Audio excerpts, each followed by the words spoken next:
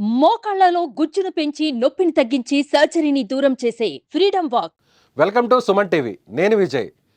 ఏపీలో జరిగినటువంటి ఎన్నికల్లో ఇప్పటికే ఎగ్జాక్ట్ పోల్స్ అంతా కూడా అనేక సర్వే సంస్థలు ఇచ్చాయి. ముఖ్యంగా తెలుగుదేశం పార్టీ పోటీ చేసినటువంటి స్థానాల్లో మంగళగిరి నియోజకవర్గం చాలా కీలకమైనటువంటి నియోజకవర్గం. ఎందుకంటే ఇక్కడి నుంచి నారా లోకేష్ బరిలో ఉన్నారు. ఈసారి నారా లోకేష్ గెలుస్తారా, గెలిస్తే ఎంత మెజారిటీతో గెలవబోతున్నారు? ఇప్పటికే ఆరాన్ మస్తాన్ ఇచ్చినటువంటి సర్వే ఫలితాల్లో ఎగ్జాక్ట్ పోల్స్లో కూడా ఖచ్చితంగా మంగళగిరిలో తెలుగుదేశం పార్టీ విజయం సాధిస్తుందని చెప్పడం జరిగింది. సో ఇప్పుడు గెలిస్తే నారా లోకేష్ ఎంత మెజారిటీతో గెలవబోతున్నారు అనే దాని మీద క్షేత్రస్థాయిలో అక్కడ పెద్ద స్థాయిలో అక్కడ బెట్టింగ్ నడుస్తుంది. ప్రస్తుతం దీనికి సంబంధించినటువంటి అప్డేట్ మా ప్రతినిధి విజయ్, సుమన్ టీవీ ప్రతినిధిగా ఉన్నటువంటి విజయ్ అక్కడి నుంచి గ్రౌండ్ రిపోర్ట్ ద్వారా అందించబోతున్నారు. విజయ్, చెప్పండి, లోకేష్ గెలుస్తారా, గెలిస్తే ఎంత మెజార్టీతో గెలవబోతున్నారు అనే దానిపై అక్కడ ఎలాంటి లెక్కలు కడుతున్నారు అక్కడ ఉన్నటువంటి రాజకీయ నాయకులు?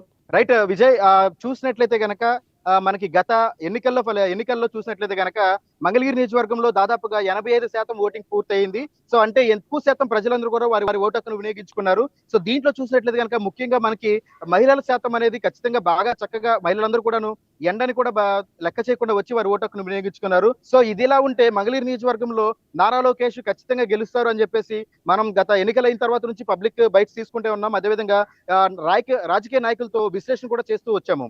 సో దీన్ని బట్టి మనకు తెలిసిన అంచనా ఏంటంటే గ్రౌండ్ రిపోర్ట్ లో ఖచ్చితంగా నారా లోకేష్ అసెంబ్లీ స్థానంలో కూర్చుంటారు. అదేవిధంగా 30,000 మెజారిటీతో గెలుస్తారని చెప్పేసి ఇక్కడ పబ్లిక్ లో అందరూ కూడా ఆశిస్తున్నారు. సో అదేవిధంగా ముఖ్యంగా చూసినట్లయితే ఆంధ్రప్రదేశ్ ప్రజలందరూ కూడాను నా మంగళగిరి నియోజకవర్గం వైపే చూస్తున్నారు. ఎందుకంటే మంగళగిరి నియోజకవర్గంలో నారా లోకేష్ పోటీ చేస్తున్నారు. అదే కాకుండా వైఎస్ఆర్సీపీ నుంచి ఒక బీసీ మహిళ మురుగుడు లావణ్య గారు పోటీ చేస్తున్న నియోజకవర్గం అవడంతో దానికి తోడు మురుగుడు లావణ్య గారు కూడాను 10 సంవత్సరాల ఎక్స్పీరియన్స్, అంటే మురుగుడు లావణ్య గారు కానీ అదేవిధంగా మురుగుడు హనుమంతరావు గారు కానీ కాండ్రు కమలా గారు కానీ వీరందరూ కూడాను 10 సంవత్సరాల నుంచి వైఎస్ఆర్సీపీ నుంచి పోటీ చేస్తున్నారు. అదేవిధంగా గెలుపును ఆశిస్తూనే వస్తున్నారు. సో కానీ ఈ సంవత్సరం మాత్రం తారుమారయ్యే పరిస్థితి కనిపిస్తుంది. ఎందుకంటే ఎన్ఆర్ఐలు అందరూ కూడాను అధిక సంఖ్యలో గ్రామాల్లోకి వచ్చేసి వారందరూ కూడా వారు ఓటు హక్కును వినియోగించుకున్నారు. దీనివల్ల ఓటర్ల శాతం కూడా పెరిగిందని చెప్పవచ్చు. అంటే 10,000 ఓటర్లు అదనంగా యాడ్ అయినాయి. ఎవరైతే ఎన్ఆర్ఐస్ ఉన్నారో గ్రామాల్లో వారందరూ కూడా విదేశాల నుంచి వచ్చి వారి ఓటు హక్కును వినియోగించుకున్నారు. ఖచ్చితంగా ఆంధ్రప్రదేశ్ లో ఎవరు గెలుస్తారు, వైఎస్ఆర్సీపీ టీడీపీ అని చెప్పేసి పెద్ద ఎత్తున బెట్టింగ్లు కూడా జరుగుతూనే ఉన్నాయి. ఎందుకంటే ప్రస్తుతం నారా లోకేష్ గెలుస్తాడు అని చెప్పేసి అందరూ కూడా పెద్ద ఎత్తున బెట్టింగ్లు మొదలెడుతున్నారు. సో దీని ప్రకారం చూసినట్లయితే మనకు అందిన సమాచారం ప్రకారం ఒక మంగళగిరి నియోజకవర్గంలోనే దాదాపుగా 10 కోట్ల బెట్టింగ్ జరుగుతుందని చెప్పేసి సమాచారం.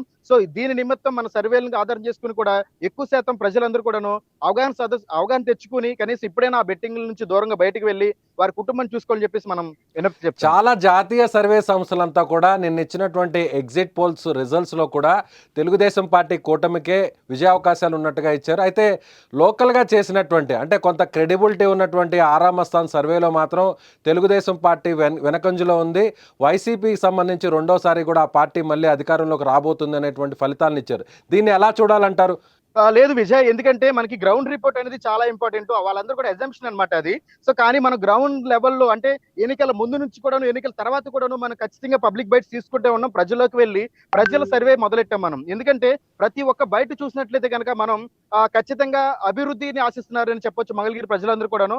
సో ఇదిలా ఉంటే నారా లోకేష్ కూడాను ఎప్పుడైతే ఓటమిని పరాజయం అయ్యాడో వెంటనే వెనుదిరగకుండా ఇక్కడే ఉండి తనంటూ తన సొంతంగా సంక్షేమ పథకాలను అంటే దాదాపుగా 27 సంక్షేమ పథకాలు తీసుకొచ్చి మంగళగిరి నియోజకవర్గాన్ని అధికారంతో సంబంధం లేకుండా అభివృద్ధి చేస్తూ వచ్చాడు. సో దీన్ని ప్రజలు మర్చిపోకుండా వారి ఓటు హక్కును వినియోగించుకున్నారు.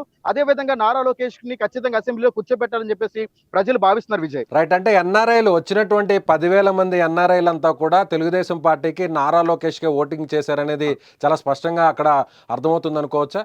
ఖచ్చితంగా విజయ్, ఎందుకంటే మనం మనం చాలా గ్రామాల్లో కూడా వెళ్ళాం. అంటే మంగళగిరి నియోజకవర్గంలో దుగ్గిరాల అనేది చాలా ప్రధాన పాత్ర పోషిస్తుంది రాజకీయ ఎన్నికల్లో. మంగళగిరి అనేది ఒక ఎత్తు అయితే దుగ్గిరాల గ్రామం అనేది మాత్రం ఒక ప్రత్యేక పాత్ర పోషిస్తుంది. ఎందుకంటే ఒక దుగ్గిరాల గ్రామంలోనే ఎన్ఆర్ఐలు దాదాపుగా 3,000 మంది ఎన్ఆర్ఐలు ఉన్నారు. వారందరూ కూడాను ప్రత్యేకంగా నారా లోకేష్ గెలిపించడం కోసం మంగళగిరి ఇచ్చేశారని చెప్పారు. అదేవిధంగా మనం వారితో కూడా ప్రత్యేకంగా ఇంటర్వ్యూలు చేశాము. వారందరూ కూడా ఒకటే మాట చెప్పారు. ఎందుకంటే మేము అనేవాళ్ళం అక్కడ ఉంటాం, కానీ మా తల్లిదండ్రులు కానీ మా పిల్లల భవిష్యత్తు అనేది ఆంధ్రప్రదేశ్ లోనే ఉంటుంది.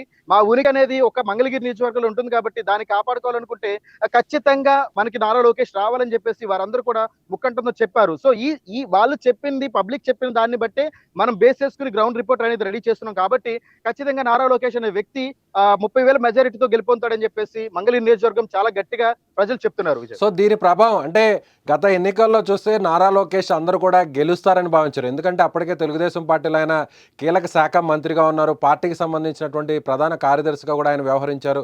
అన్నిటికంటే ముఖ్యంగా కూడా అమరావతి రీజియన్ ఉన్నటువంటి ప్రాంతంలోనే మంగళగిరి నియోజకవర్గం ఉంది. కానీ అలాంటి చోటే నారా లోకేష్ ఓడిపోవడం జరిగింది. ఇది ఒక పెద్ద సంచలనంగా కూడా మారింది. అయితే ప్రస్తుతం ఇప్పుడు అప్పుడు ఓడిపోవడానికి కారణం ఏంటి, ఇప్పుడు గెలవడానికి ఉన్నటువంటి అవకాశాలు ఏంటంటారు, అప్పటికి ఇప్పటికి మారినటువంటి సిచ్యువేషన్ ఏంటంటారు?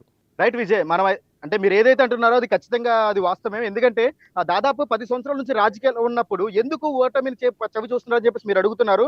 అంటే ఇక్కడ ఏం జరిగిందంటే విజయ్, సంక్షేమ పథకాలు అనేవి కేవలం ప్రజలకు తాత్కాలికంగానే నిలుస్తాయి తప్ప అభివృద్ధి అనేది జరగలేదని చెప్పేసి మంగళగిరి వాసులు చెప్తున్నారు. ఇక్కడ మంగళగిరి నియోజకవర్గంలో చూసినట్లయితే కనుక అసలు అభివృద్ధి అనేది 0% ఉందని చెప్పేసి మనకి గ్రౌండ్ రిపోర్ట్ లో తెలిసింది. సో ఇదిలా ఉంటే ఆత్మకూరు 100 అడుగుల రోడ్డు అనేది చాలా ప్రధానంగా వైఎస్ఎల్సీపీకి దెబ్బతీయడానికి మంగళగిరి నియోజకవర్గంలో ప్రధాన పాత్ర అని చెప్పొచ్చు. ఆత్మకూరులో అంటే అక్కడ దాదాపుగా ఒక 6 అడుగులు 7 అడుగులు రోడ్డు సరిపోతుంది.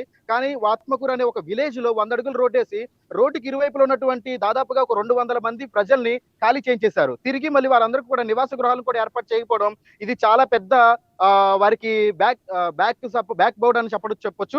ఎందుకంటే వారి ఓటమికి ఇది ఒక ప్రధాన కారణం అని కూడా ఇక్కడ ప్రజలు చెప్తున్నారు. సో మురుగుడు లావణ్య గట్టి పోటీ ఇచ్చింది అనుకోవచ్చా, లేదంటే ఆమె పోటీ ఆ స్థాయిలో ఇవ్వలేదు కాబట్టి భారీ మెజార్టీతో లోకేష్ గెలుస్తారనేది అక్కడ గ్రౌండ్ రిపోర్ట్ రాగా ఉందంటారు, అంతేనా? ఖచ్చితంగా, ఎందుకంటే మురుగుడు లావణ్య గారు ఒక బీసీ మహిళ ఇండి కూడా వారి గట్టి పోటీని ఇచ్చారు. ఎందుకంటే వారు మహిళలోకి వెళ్ళారు. అదే విధంగా ఇక్కడ ఇంకొక డిసడ్వాంటేజ్ ఏంటంటే కొంచెం ఆలోచించాల విషయం, నామినేషన్ టైంలో నారా లోకేష్ కనిపించకపోవడం. ఇక్కడ వైఎస్ఆర్సీపీ అభ్యర్థులందరూ కూడా దాన్ని పెద్ద ఎత్తున ప్రచారం కూడా చేశారు. కానీ ఇక్కడ ఏమైందంటే ఇక్కడ నారా లోకేష్ దానికి తిరిగి వెంటనే సమాధానం ఇవ్వడం వల్ల అది వెంటనే సద్దుమణిగిపోయింది. ఎందుకంటే నేను ఇక్కడ నామినేషన్ అనేది నేను మాత్రమే కాదు, కార్యకర్తలు కూడా నాతో పాటు సమానమే అని చెప్పేసి కేవలం కార్యకర్తలతోనే నామినేషన్ వేయించడం జరిగింది నారా లోకేష్. దానివల్ల ఏమైందంటే కార్యకర్తల్లో మరింత బలం చేకూరి ఇంకా మరింతగా టీడీపీ గెలుపుకు మరింత దోహదపడేలాగా చేసిందనమాట. సో 1982, 85 మినహా మిగిలినటువంటి అన్ని ఎన్నికల్లో కూడా తెలుగుదేశం పార్టీ ఇప్పటి వరకు కూడా మంగళగిరిలో గెలవలేదు. అయితే ఇప్పుడు ఈసారి 2024 ఎన్నికల్లో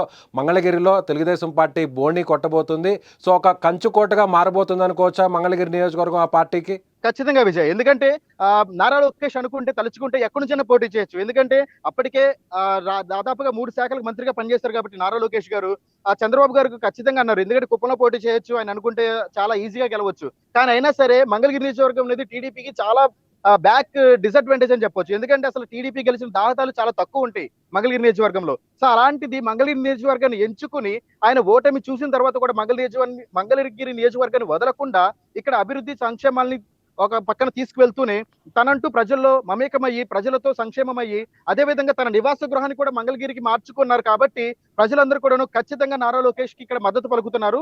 సో అదే విధంగా చూసినట్లయితే నారా లోకేష్ అనే వ్యక్తి ఓడిపోయిన తర్వాత కూడాను 27 సంక్షేమాలు తీసుకురావడం అనేది మామూలు విషయం కాదు విజయ్. సో దాన్ని బేస్ చేసుకుని ఇక్కడ ప్రజలందరూ కూడాను, ఎందుకంటే ఇక్కడ మురుగుడు లావణ్య గారు కూడా లోకలే, కాకపోతే ఆవిడ అభివృద్ధి కానీ సంక్షేమం అనేది కానీ ఏమీ కనిపించలేదు ప్రజలకి. సో కానీ నారా లోకేష్ మాత్రం రచ్చబండ అనే కార్యక్రమంతో ప్రజల దగ్గరికి ప్రతిరోజు సాయంత్రం వెళ్లి కలవడం, వారికి ఉన్న సమస్యలను తీర్చడంలో ప్రధాన పాత్ర పోషించారు. కాబట్టి నారా లోకేష్ ఖచ్చితంగా దీన్ని టీడీపీకి కంచుకోటగా చంద్రబాబు గారికి గిఫ్ట్ ఇవ్వబోతున్నారు.